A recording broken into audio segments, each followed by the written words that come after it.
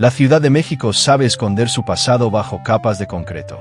Lo que hoy ves como una zona elegante, antes fue puro campo, casas de adobe y niños corriendo entre charcos y tierra. Las fachadas cambiaron, las banquetas se ensancharon, los edificios se alzaron, pero hay algo que no se borra tan fácil: las historias. Por eso, hoy vas a descubrir cómo 5 lugares que hoy parecen intocables eran, hace apenas 80 años, casi irreconocibles. Vamos a meternos en sus calles, en sus rutinas y en la manera en que su gente luchaba día a día por salir adelante. Si creías conocer la ciudad, prepárate, porque lo que estás a punto de escuchar puede cambiar la forma en que la ves para siempre. ¿Listo? Entonces pon atención, porque esto apenas comienza. A mediados del siglo XX, la Villa de Guadalupe no era el bullicioso centro turístico que conocemos hoy. Era un barrio humilde, de calles de tierra y casitas apretadas unas contra otras, levantadas con adobe, madera y techos de lámina. Cada temporada de lluvias, esas calles se convertían en ríos de lodo espeso, donde era imposible caminar sin hundirse hasta los tobillos. El agua estancada, mezclada con basura y desechos, era caldo de cultivo para enfermedades comunes de la época, como fiebre tifoidea y cólera, que golpeaban con fuerza en colonias sin servicios básicos. La vida en la villa se movía al ritmo de la necesidad y la fe. Muchas familias aún se alumbraban con lámparas de aceite o velas al caer la noche. La electricidad no llegaba a todos los hogares y el agua entubada o el drenaje eran lujos que pocos conocían. Conseguir agua implicaba caminar largas distancias hasta los pozos o comprarla a los aguadores, que pasaban en burros cargados de cántaros. Las mujeres buscaban cualquier forma de generar ingresos. Cosían ropa para familias de mejores recursos, remendaban zapatos, preparaban tamales o tortillas que vendían en puestos improvisados bajo la sombra de los nopales. Muchas se colocaban cerca de la basílica para vender flores, veladoras o recuerdos religiosos a los peregrinos que llegaban desde todos los rincones del país, a pie o en carretas, para visitar el santuario. Los hombres, por su parte, trabajaban como jornaleros en las colonias que comenzaban a crecer alrededor, cargaban costales de fruta en la incipiente central de abastos, se empleaban como peones en las obras de construcción o en las nuevas fábricas de textiles y calzado que empezaban a instalarse en el norte de la ciudad. Cada peso ganado era fruto de horas de esfuerzo físico agotador. Y, a pesar de la pobreza, la Villa de Guadalupe tenía una energía especial. La fe no era solo un acto ritual, era una forma de vivir, un motor que mantenía en pie a su gente frente a las adversidades. Cada familia, por humilde que fuera, decoraba su casa en diciembre para recibir a los peregrinos, aunque solo contara con un foco iluminando todo el hogar. Era una tradición de hospitalidad que fortalecía los lazos entre vecinos y daba sentido a la vida diaria. Sin embargo, la realidad siempre fue dura. Según datos del Coneval, más de 657.000 personas viven en condiciones de pobreza, y la villa figura entre las colonias más afectadas, junto a San Felipe de Jesús y Linda Vista. Aunque cada 12 de diciembre millones acuden al santuario para agradecer o pedir milagros, los habitantes de la zona siguen enfrentando una lucha constante por lo más básico: comida, salud y una vivienda digna. Antes de que Tlatelolco se llenara de edificios y se convirtiera en símbolo de modernidad en los años 40, era un laberinto de callejones polvorientos y vecindades donde la vida se comprimía en cuartos de minutos. Familias enteras compartían un espacio en el que apenas cabía un catre, una mesa coja y un par de ollas. El agua no llegaba a los hogares. Había que acarrearla desde los pocos pozos públicos, en cubetas o garrafones, haciendo fila durante horas, especialmente en la temporada seca. Las vecindades eran el centro de todo. En los patios comunales, la ropa colgaba de tendederos improvisados y los niños corrían descalzos esquivando pilas de carbón. Para 1940, más del 60% de las viviendas en zonas como Tlatelolco carecían de drenaje e instalaciones sanitarias. La precariedad era parte del paisaje diario.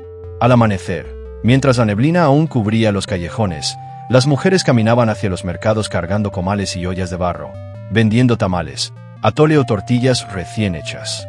Era común verlas en los alrededores de la Merced o en pequeños tianguis que aparecían de improviso. Los hombres, si no conseguían empleo formal, se ganaban la vida cargando muebles, haciendo mandados o ayudando en las pulquerías cercanas, donde muchas veces la paga era más en especie que en efectivo. Y aunque la pobreza era dura, en las vecindades de Tlatelolco nadie estaba del todo solo. La vida comunitaria era la red que los sostenía todo. Se compartían alimentos, herramientas y hasta el cuidado de los niños cuando los padres salían a trabajar. Sobrevivir no era un esfuerzo individual, era una tarea colectiva. Con el tiempo, el gobierno decidió transformar por completo la zona. En 1957 arrancó el proyecto de la Unidad Habitacional Nonualco, que prometía modernidad y mejores condiciones de vida. Pero en los años 40, todo eso era apenas un sueño lejano. Entonces, Tlatelolco era sinónimo de lucha diaria, de estómagos vacíos y de manos endurecidas por el trabajo. Y aunque hoy los edificios modernos dominen el horizonte, las paredes de concreto aún guardan las historias de solidaridad y resistencia de quienes, con nada más que su esfuerzo, sobrevivieron a los años más duros. En los años 40, Coyoacán todavía era ese punto donde el campo y la ciudad se encontraban frente a frente. Las calles empedradas crujían bajo los pasos de quienes iban y venían entre plazas tranquilas, casonas de adobe y huertos familiares que teñían de verde los patios. Aunque ya pertenecía al Distrito Federal, mantenía el aire de un pueblo antiguo, de comunidad cerrada donde todos se conocían y donde el ritmo de vida lo marcaban las cosechas más que el reloj. La tierra era el sustento de la mayoría. Detrás de cada vivienda se levantaban milpas de maíz, frijol y calabaza, junto a huertos con árboles frutales. En temporada de lluvias, los caminos se convertían en ríos de lodo y las casas más humildes, techadas con palma o teja, sufrían filtraciones, grietas e incluso derrumbes. Sin agua entubada ni drenaje en la mayoría de los hogares, conseguir lo básico implicaba un esfuerzo diario. La reforma agraria de Lázaro Cárdenas había entregado pequeñas parcelas a los campesinos, creando ejidos como Santa Úrsula y San Francisco Culhuacán, pero la falta de infraestructura y asistencia técnica limitaba la producción a la mera subsistencia. Para complementar el ingreso, muchas mujeres salían cada mañana a vender tortillas, tamales y verduras en mercados como La Merced, que ya era uno de los centros comerciales más importantes de la ciudad. Los hombres buscaban empleos temporales como peones en las construcciones de nuevas colonias que empezaban a brotar en las afueras. El cambio comenzó a sentirse con fuerza en 1945, cuando la construcción de avenidas como Miguel Ángel de Quevedo aceleró el acceso desde la ciudad hacia Coyoacán. Con ellos llegaron fraccionamientos y se fueron perdiendo poco a poco los huertos familiares. La presión inmobiliaria traía nuevas costumbres y estilos de vida que empezaban a transformar la identidad del lugar. Aún así, el espíritu comunitario se mantenía. Las festividades de San Juan Bautista seguían congregando a los vecinos, y en las plazas se compartía lo poco que se tenía. Un plato de mole, un vaso de pulque, una historia narrada al caer la tarde. La verdadera riqueza estaba en la solidaridad. Hoy, Coyoacán es sinónimo de cultura, historia y turismo. Alberga museos como la Casa Azul de Frida Kahlo y barrios donde aún flota la nostalgia. Pero bajo esa postal pintoresca, la alcaldía enfrenta retos importantes. Según el Consejo Nacional de Evaluación de la Política de Desarrollo Social, en 2020 más de 6.000 habitantes vivían en condiciones de pobreza moderada. Muchas familias dependen de la economía informal. Venden en mercados, trabajan como franeleros o como empleados domésticos en zonas más acomodadas. Y ya que estamos en este punto, cuéntame, ¿alguna vez escuchaste historias de estos barrios de boca de tus abuelos o tus padres? Déjalo en los comentarios. A principios del siglo XX, nadie habría imaginado que Polanco se convertiría en uno de los barrios más exclusivos de América Latina. En los años 20 y 30, ese territorio no era más que campo abierto. Polanco formaba parte de la antigua hacienda de San Juan de los Morales, una vasta extensión dedicada al cultivo de moreras para criar gusanos de seda. No había avenidas elegantes, ni boutiques, ni rascacielos. Lo que se veía eran parcelas aradas a pico y pala, huertas modestas y corrales dispersos, donde la jornada comenzaba antes del amanecer. Quienes habitaban la zona vivían en condiciones que hoy resultan difíciles de imaginar para alguien que camina por Mazarik. Eran jornaleros agrícolas, obreros sin prestaciones, peones que sobrevivían en cuartos prestados o mesones baratos. Dormían en casas de adobe o madera, con techos que lloraban en cada tormenta, pisos de tierra y letrinas compartidas en los patios. No había lujo alguno. Solo trabajo duro, barro hasta los tobillos y la constante necesidad de ganarse el sustento diario. Fue hasta finales de los años 20 cuando comenzaron los primeros trazos del fraccionamiento Chapultepec-Polanco. Empresarios e inversionistas compraron grandes terrenos, atraídos por la cercanía con el bosque de Chapultepec y el auge de la arquitectura moderna. Para los años 40, ya se levantaban las primeras casas elegantes, aunque el contraste era evidente. A unos pasos de las nacientes avenidas todavía se escuchaban rebuznos y se veían parcelas en plena actividad. La llegada de familias adineradas, atraídas por la idea de una colonia jardín con amplios lotes y diseño urbano moderno, repobló la zona, pero con otro tipo de residentes. Para los antiguos pobladores, la urbanización significó desplazamiento o adaptación forzada. Muchos obreros y campesinos tuvieron que mudarse a barrios periféricos, empujados por el aumento en los precios y la pérdida del carácter rural.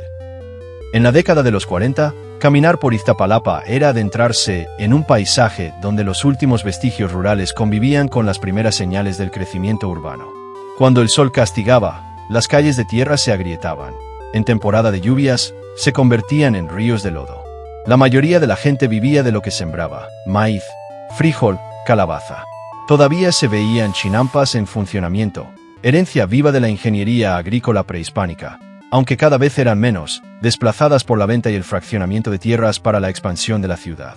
Las casas eran sencillas, levantadas a mano con adobe, madera y techos de lámina oxidada. Tener un piso firme era un lujo.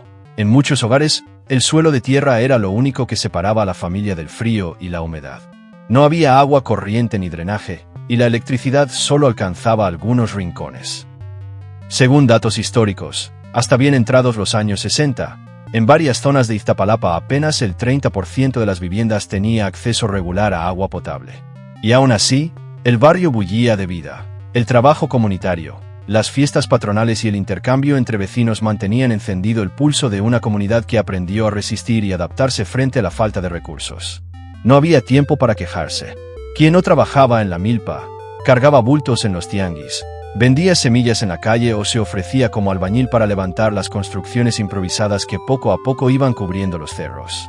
Fue en esos años cuando comenzaron a llegar miles de migrantes de estados como Puebla, Oaxaca y Veracruz, empujados por la falta de oportunidades en sus comunidades. Iztapalapa ofrecía algo que en otros lugares ya no: un pedazo de tierra, aunque fuera pequeño, donde levantar una casa.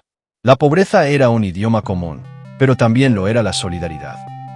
Era habitual ver a vecinos unirse para reconstruir una pared caída o compartir un plato de frijoles cuando la cosecha no alcanzaba. La necesidad hacía comunidad, y la comunidad hacía más llevadera la dureza de cada día. Hoy, en pleno 2025, Iztapalapa sigue siendo una de las zonas más pobladas y con mayores carencias de la Ciudad de México. Según el último informe del Coneval, cerca del 44% de su población vive en situación de pobreza y más de 115,000 personas sobreviven en pobreza extrema, la cifra más alta de toda la capital. Y ahora que hemos recorrido estas calles, que ya no son tan polvorientas pero siguen igual de vivas, es imposible no reflexionar. No importa cuánto cambien los barrios, las torres, los centros comerciales o las fachadas, lo que realmente define a un lugar es su gente. Personas que levantan paredes con lo que tienen a mano, que comparten lo poco que hay en la mesa y que no se rinden aunque la ciudad les dé la espalda. Si este vídeo te hizo pensar en tu propio barrio, en esa calle donde creciste o en las historias que alguna vez te contaron tus padres, compártelo. Tal vez alguien más también necesite recordar de dónde venimos para entender mejor hacia dónde vamos. Gracias por acompañarme en este viaje por recuerdos de otra época. Nos vemos muy pronto, en el próximo recorrido.